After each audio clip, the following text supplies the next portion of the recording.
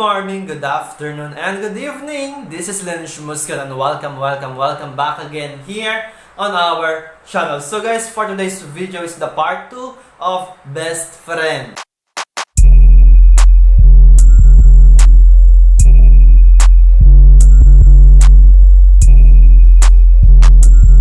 So mga nilalang, for today's video, hindi muna po tayo makakapag-shoutout. Maybe sa next upload na po natin. At para mapasama ang pangalan mo to the next video that we're going to publish, just comment down below your own opinion about this video after you watch this video. Kung gusto mo pang mapanood yung ilang mga videos natin na may kinalaman sa Best Friend, may lalabas po sa upper right side po ng screen ninyo na cards. Just click that at dadalhin po kayo sa playlist natin kung saan naroon yung mga videos natin na may kinalaman sa Best Friend. So mga nilalang, don't forget to click the subscribe button and turn on the notification bell para naman always updated ka sa mga nangyayari sa channel na ito. Samahan mo na rin ang pag-hit ng like button. And now let's start to watch the part 2 of Best Friend. Huwag ka mag-i-skip ng ads!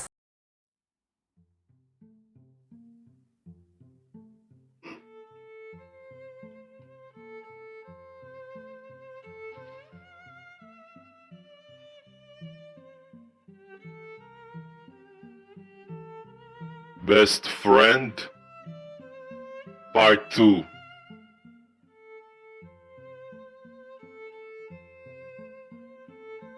Troy's POV.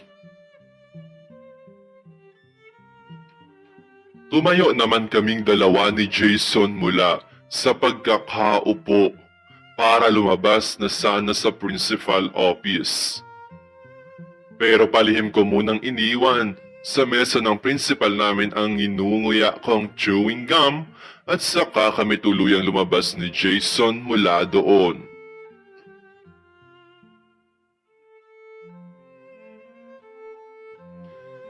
Hindi pa man kami tuluyang nakakalayo ni Jason ay narinig kong sumigaw na ang principal namin.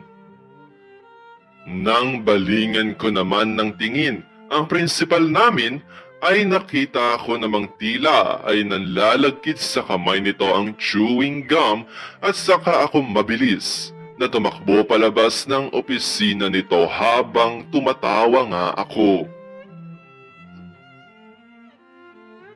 Wala namang nagawa si Jason kundi ang tumakbo na lang din kasunod ko. Ikaw talaga, ano na naman ang ginawa mo? Madadamay na naman ako nito eh. Reklamong sabi ni Jason sa akin.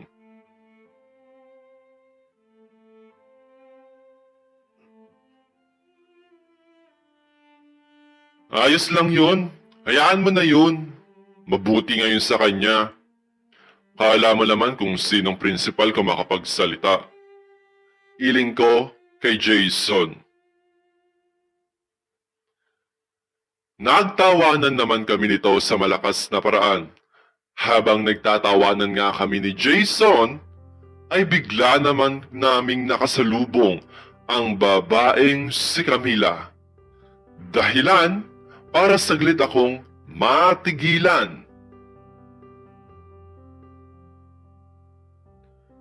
Hi Troy, nakangiting bungad sa akin ng babaeng si Camila. Hindi ko naman inaasahan ang bungad niya na yon. Dahil buong akala ko ay galit ito sa ginawa kong panliligaw sa kanya. Dahil yun naman ang sinabi sa akin ng best friend kong si Jason.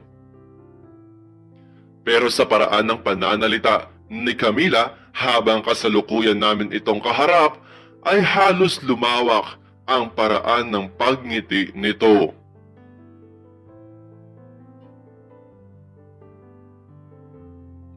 Sa pagkakataong yon, nagsisimula na akong magduda. Hello, Camila. Natanggap mo ba yung mga flowers na ipinabigay ko? Tanong ko sa kanya. Aha? Anong flowers? Nagtataka at kunot noong tanong sa akin ni Camila. Isa lang ang ibig sabihin ng naging sagot nito sa akin. At indikasyon lamang yon na walang natanggap ng mga bulaklak si Camila dahil walang ibinigay si Jason.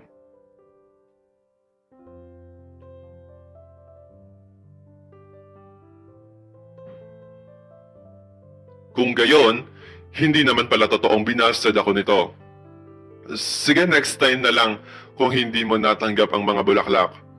Next time na lang. Medyo naguguluhan at nauutal kong sagot kay Camila. Sige, nagtataka at tila naguguluhan ding sagot sa akin ni Camila.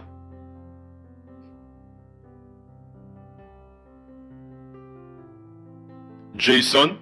Naputol kong iling para balingan sana si Jason mula sa likuran ko, pero nang lumingon nga ako sa likuran ko ay wala ito doon at malayo na ito mula sa akin. Jason! Muli ko namang tawag sa kanya, pero sa pasigaw na paraan. Lumingon naman ito sa kinalalagyan ko pero bigla na lang ito tumakbo ng mabilis palayo sa akin.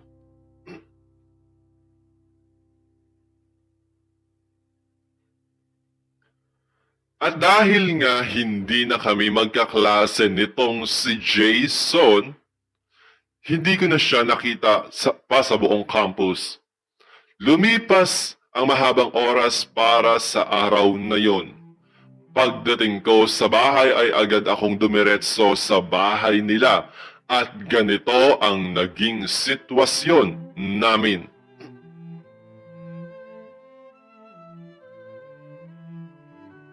Sandali lang naman kasi Troy, masakit kaya? Reklamo ni Jason sa akin habang hawak-hawak ko ito sa tenga palabas ng bahay nila. Talagang masasaktan ka dahil niloko mo ako, sabi ko sa kanya. Agad naman kaming huminto sa garden. Wait, magpapaliwanag ako, sabi nito sa akin. Alam mo, ang dami mo ng kasalanan sa akin. Iling ko sa kanya habang hawak ko pa rin ang tenga niya. Ang sabi ko, magpapaliwanag ako, pero bitawan mo muna ako. Bitawan mo muna ang tenga ko, please. Nakikiusap nitong sabi sa akin. Isang malalim na buntong hininga ang ginawa ko at saka ko siya tuluyang binitiwan.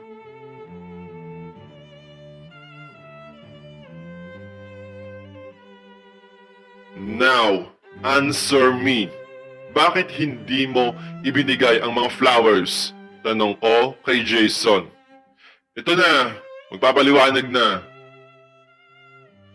Nang araw na inutusan mo ako para magtungo sa bahay nila, wala siya doon.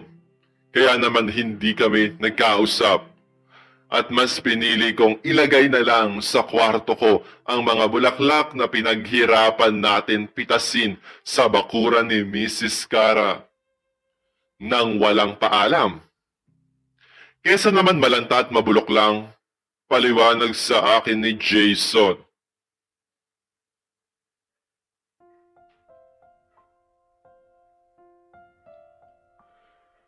Bakit hindi mo sinabi sa akin? Tanong ko sa kanya. Dahil alam kong magagalit ka. Sagot naman nito sa akin. Ay ganun ba? So ngayon hindi ba ako galit? Nakasimangot kong tanong at sagot sa kanya. Oo na, sige na, tutulungan na lang kita ulit. Sabi ni Jason. Wag na, hindi ko kailangan ng tulong mo. Iling ko sa kanya.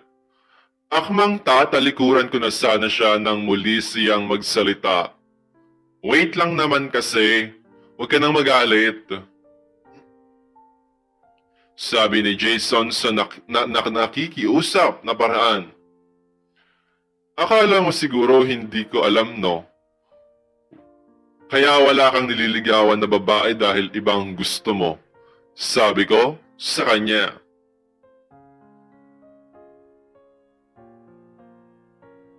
Napansin ko naman tila ay kinabahan ito base sa ekspresyon ng mukha niya. Ayaw mo sa mga babae dahil lalaki ang gusto mo, di ba? Sarkastiko kong tanong sa kanya. Tumigil ka nga, Troy. Kung ano-ano na ang mga iniisip mo, galit na iling sa akin ni Jason.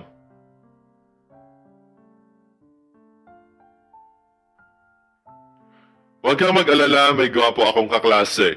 Ilalakad na lang kita sa kanya. Muli kong sabi kay Jason. Tumigil ka na, Troy. Nakasimangot na sabi nito sa akin. Kaya lang, baka kasi ayaw niya sa mga katulad mo. Muli kong dugtong na sabi.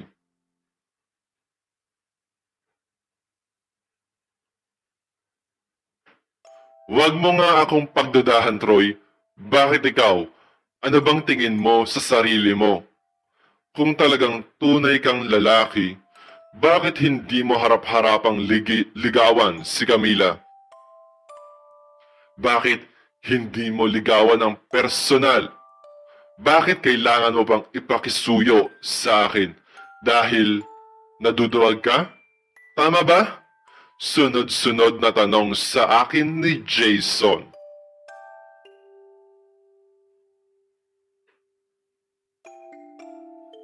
Nakaramdam naman ako ng galit sa mga sandaling yon.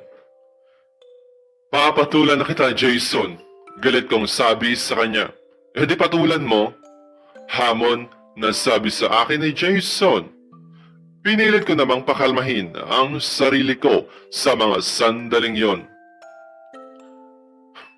Well, okay. Kahit ano naman ang mangyari, wala naman akong magagawa. Dahil ikaw pa rin ang best friend ko. Sabi ko sa kanya habang nakatingin ako sa malayo.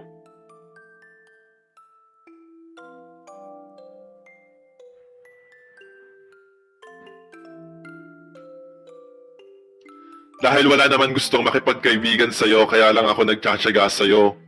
Muli nitong sabi. Saglit nga lang, magkaunawaan nga tayong dalawa.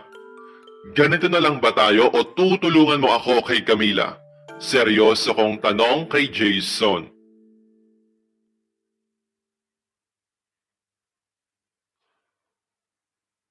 Nag-isip muna na ito ng ilang minuto at saka sumagot. Di ba sabi mo sa akin kanina hindi mo na kailangan ng tulong ko? O bakit parang nanghihingi ka ulit ng tulong? Pero sige, pagbibigyan kita. Pero wait, kapag nagkataon, sigurado akong magagalit sa akin ng papa mo. Sagot naman ito, sa akin.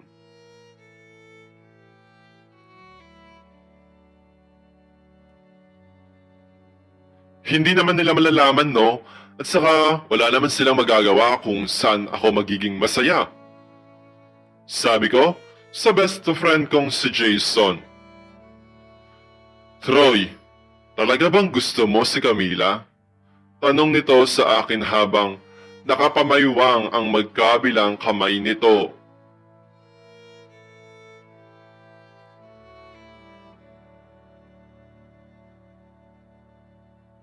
Ngumiti naman ako sa tanong nito sa akin bilang tugon na sinabayan ko ng pagtatango sa kanya. Gusto mo ilakad din kita sa kaklase kong si Nathaniel? Balik ko namang tanong sa kanya habang nakangiti nga ako. Troy, kung gusto mong tulungan kita, huwag mo akong gagalitin. Nakasimangot na sagot sa akin ni Jason.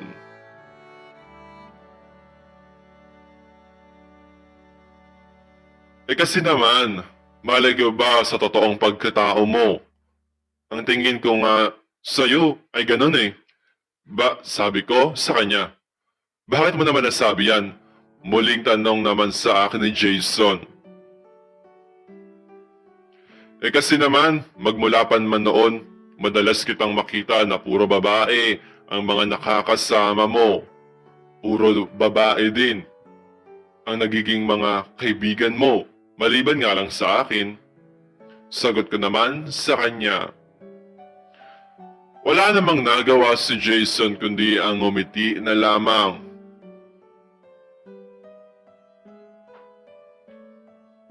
Ano nga? Iling natanong ko sa kanya. Bahala ka, Troy. Maikli din itong sagot sa akin.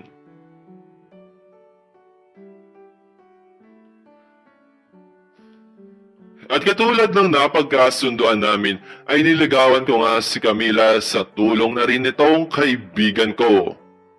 Isang araw, kasalukuyan na kaming naglalakad noon sa kahabaan ng isang kalye. Kalalabas lang namin noon mula sa eskwelahan.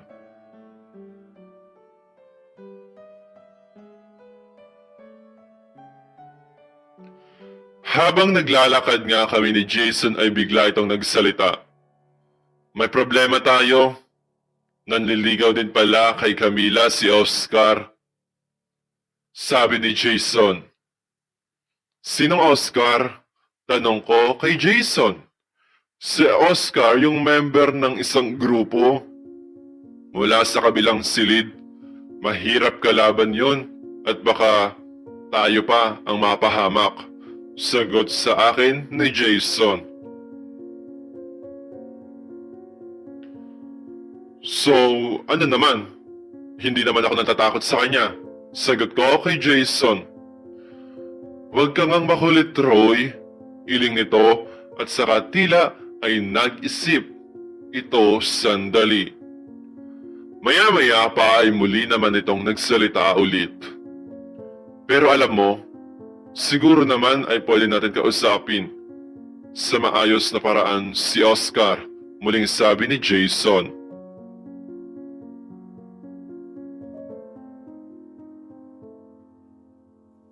Or kung hindi talaga natin siya makakausap ng maayos, edi lalapit na lang ako kay Valentino. Sagot ko naman sa kanya. Aha?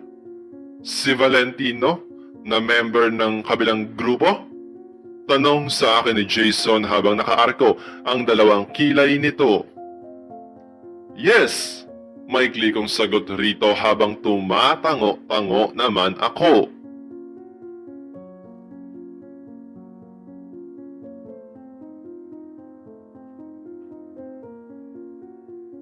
Ano ka ba, Troy? Alam mo namang hindi in good terms ang grupong kinabibilangan ni Valentino at ni Oscar.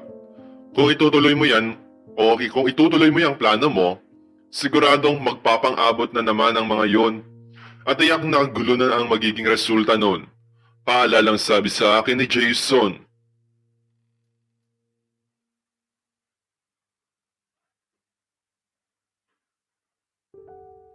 Saglit naman akong napangiti sa sinabi nito. Yun naman ang maganda, no? Para habang nagkakagulo ang dalawang grupo, kami naman ni Camila ay nagkakaunawaan. Nakangiti kong sagot sa best friend ko. Alam mo, kinakabahan talaga ako sa plano mong yan, Troy, sabi ni Jason.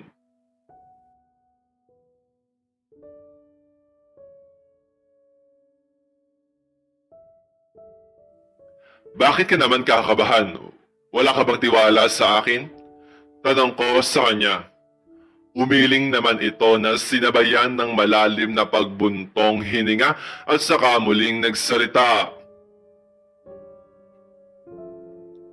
Yun na nga ang problema eh. Sa sobrang laki ng tiwala ko sa iyo, pati ako ay napapahamak na. Sagot nito sa akin. Gumanti naman ako ng malalim na buntong hininga at saka ko siya sinagot. Basta, ako na ang bahala doon. I can handle it. Makikita mo, isang linggo lang ay nobya ko na yang si Camila. Taas na akong sagot kay Jason.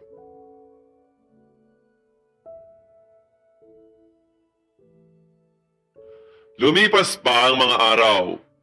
At sa pagsapit ng saktong isang linggo, ay nagpang-abot nga sa eskwelahan ang grupo ni Valentino at grupo ni Oscar. Maraming nadamay sa naturang gulo.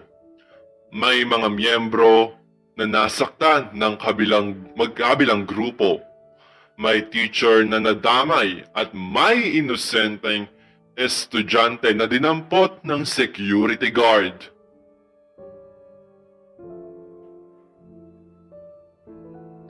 Sa huli, sa principal's office, muli ang bagsak namin ni Jason. Ma'am, wala naman po kaming alam dyan.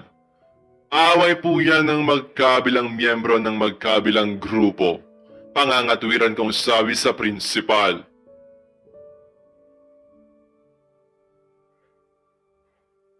Ang sabi ni Valentino, ikaw raw ang nag-utos sa kanya na abangan sa gate ng school si Oscar, sabi ng principal. Pero ma'am, maski kahit sino naman po ay pwede nilang ituro para lang madamay nila sa nangyari. Pagtatanggol naman na sabi ni Jason. Ikaw, Jason, itinuro ka rin ni Oscar. Kinausap mo daw siya para sabihing huwag nang ligawan o huwag nang manligaw kay Camila dahil liligawan ito ni Troy. Nagbibiro lang ako, ma'am. At saka, magagawa ko bang sabihin yun, ma'am? At kung sakaling ginawa ko nga yun, edi sana. Sa akin po sila nagalit, di ba?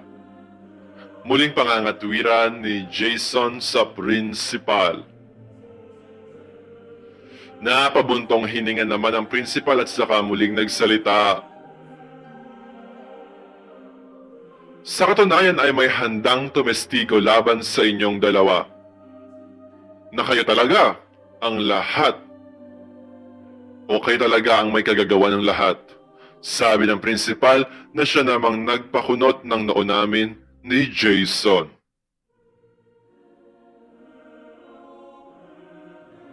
Makalipas ang ilang sandali, ay bigla namang pumasok sa principal office ang babaeng si Camila. Si Camila ang nagsumbong sa akin na nililigawan mo raw siya, Troy. At ikaw naman ang tulay, Jason.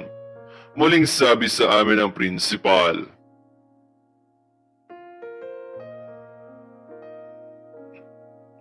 Mula doon ay nagsalita na si Camila at pinatunayan na ang lahat ng mga nangyayari ay kami ni Jason ang may kagagawan. Matapos magsalita at magpaliwanag ni Camila ay muli namang nagsalita ang principal.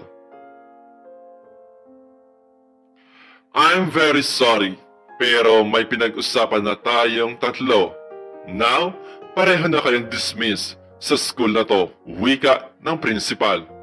Ma'am, sabay naman naming iling ni Jason.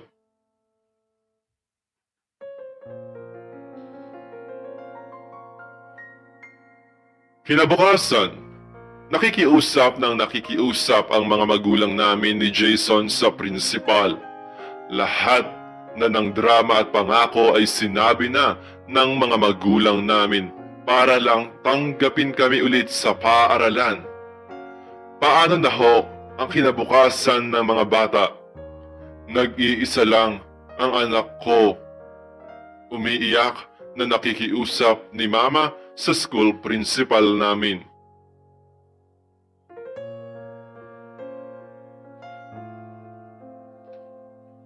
Si Jason lamang po ang inaasahan naming gagabay sa pagtanda namin. Wika naman ng nanay ni Jason. Kung marami po silang ginawang kalokohan dito sa eskwelahan nyo, bakit hindi nyo po kami ipinatawag para po nalaman sana namin? Nagtatanong na wika naman ni Papa sa principal.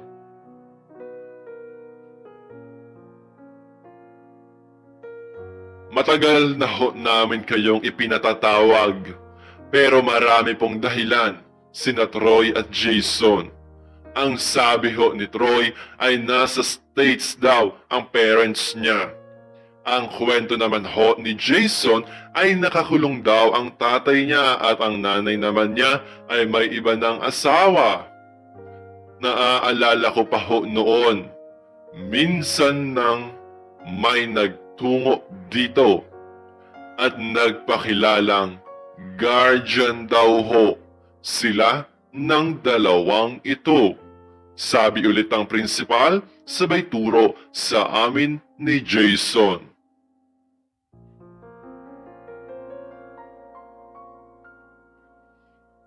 Napansin kong kumunot naman ang noo ng tatay ni Jason sa mga oras na yon.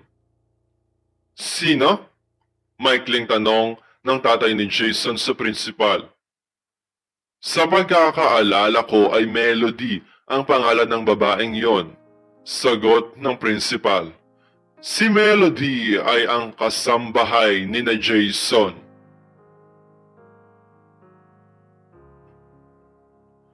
Tumingin naman sa amin ang tatay ni Jason sa mga oras na yon sa nakasimangot na paraan. Ma'am, wala na ho bang ibang paraan para hindi pumaalis ang anak ko sa paaralang ito? Naniniwala naman po akong magiging maayos pa itong anak ko. Tanong at sabi ni tatay ni Jason sa prinsipal.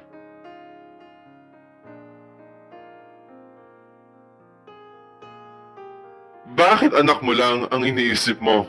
Tanong naman ni Papa sa tatay ni Jason. Matagal ko na itong gustong sabihin sa iyo.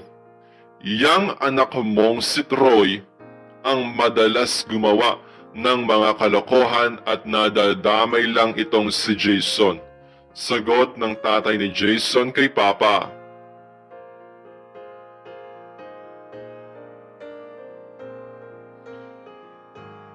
Baka nakakalimutan mong yang anak mo ang hindi magandang impluensya sa anak ko. Mabait itong anak kong si Troy. At sino ba ang magtuturo ng hindi magandang impluensya sa anak ko? Eh di ang anak mo, sagot ni Papa.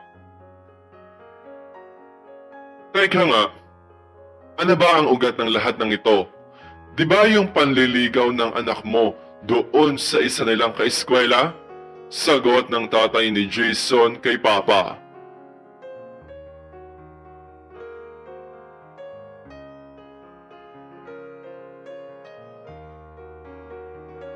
Huwag mong sisihin ang anak ko. Galit na sabi naman ni Papa. Teodoro, kinabukasan ng mga anak natin ang nakasalalay dito.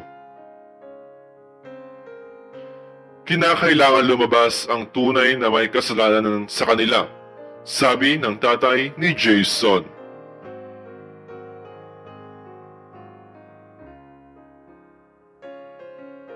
Nang mga oras na yon ay tuluyang hindi na nagkaunawaan ang mga magulang namin at dumating din sa point na nagpalitan na sila ng mga masasakit na salita. Ang school principal na ang siyang namagitan sa mga tatay namin.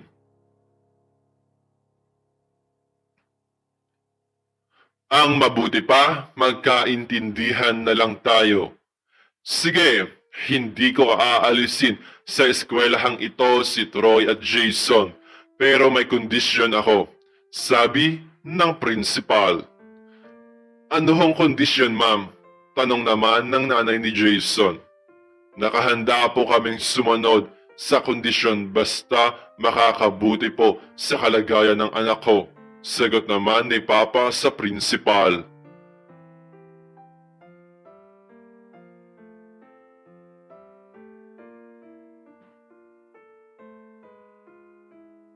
Kinakailangang paglayuin ang dalawang yan.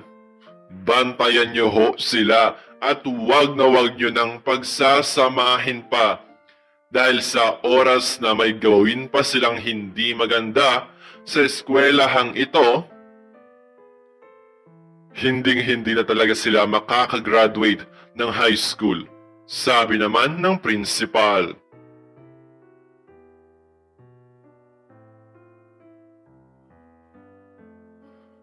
Pareho namang pumayag ang mga magulang namin ni Jason sa kondisyon ng principal. At pagkatapos ng araw na yon, nagsimula ng magkaroon ng lamat ang pagkakaibigan ng pamilya ko at pamilya ni Jason. lahat ng mga negatibong salita na pwedeng maglarawan kay Jason ay sinabi na ng mga magulang ko.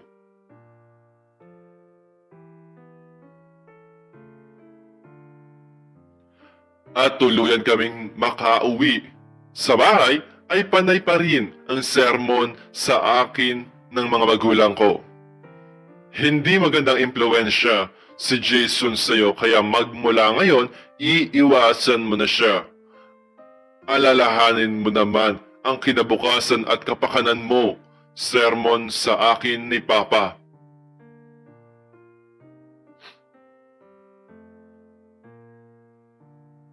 Papa naman, best friend ko ho si Jason. Nangako ho kami sa isa't isa na kahit anong mangyari ay mananatili kaming magkaibigan. Pagbibigay katwiran ko kay Papa. Troy, sana nauunawaan mong hindi na nakakabuti para sa inyo ang pagkakaibigan ninyo ni Troy o ni Jason. Sabi naman sa akin ni Mama. Mama, masama lang talaga ang impresyon sa amin sa tuwing magkasama kami. Pero maniwala ho kayo, masaya naman po kami ni Jason. Gusto namin ang pagiging magkaibigan namin dahil sumasaya kami at nagkakaunawaan po kami ni Jason. Muli kong sabi kay Mama.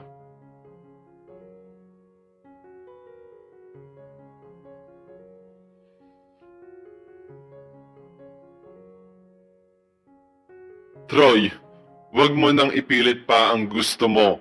Nakipagkasundo na kami sa school principal ninyo na ilalayo ka namin kay Jason at wala kang magagawa sa ayaw at sa gusto mo. Iiwasan at lalayuan mo si Jason. Matatag na utos sa akin ni Papa. Bakas ang galit at pagkainis nito sa mataas na tono ng pananalita niya sa akin.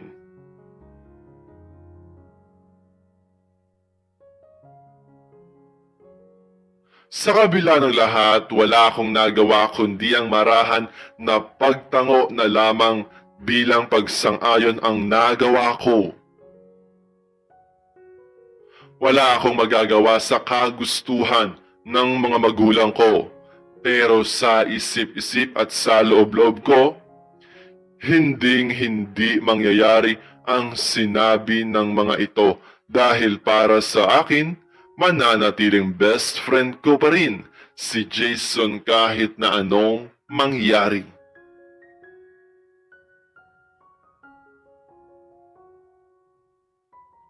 Jason's POV. At katulad nga ng napagkasunduan sa eskwelahan, ipinag-uutos sa akin ng mga magulang ko na iwasan ko na nga daw ang kaibigan kong si Troy. Pero pa, unfair naman sa pagkakaibigan namin ni Troy ang gusto at nais ninyong mangyari. Pangangatwiran ko kay Papa. At ano ang gusto mong mangyari? Ang masira ang kinabukasan mo nang dahil lang sa Troy na yon? Sagot sa akin ni Papa.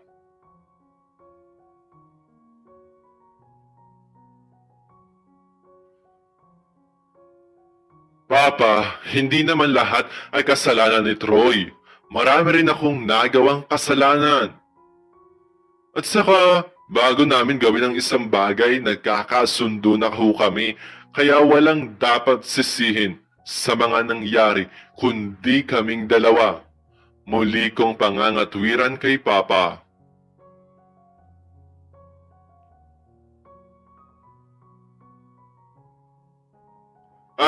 Ganon. Then tanggapin nyo na lang ang desisyon namin ito bilang kabayaran sa mga kasalanan ninyo.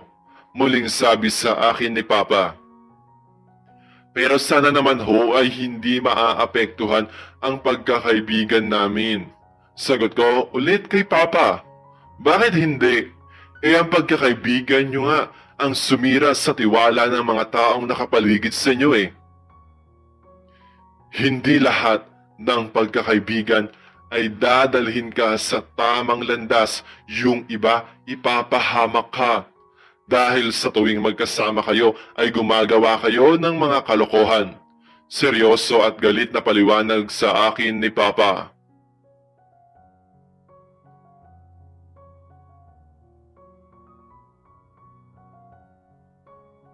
Pero pa, pagsasalungat ko na agad niyang pinutol. Jason, pinapangako ko sa iyong makikita mo ang hinahanap mo kapag hindi mo sinunod ang gusto namin para sa iyo. Baka gusto mong patunayan ko sa iyo na ako ang ama sa pamilyang ito. Muling sabi sa akin ni Papa habang magkadikit ang dalawang kilay nito sa sobrang galit. Itutuloy.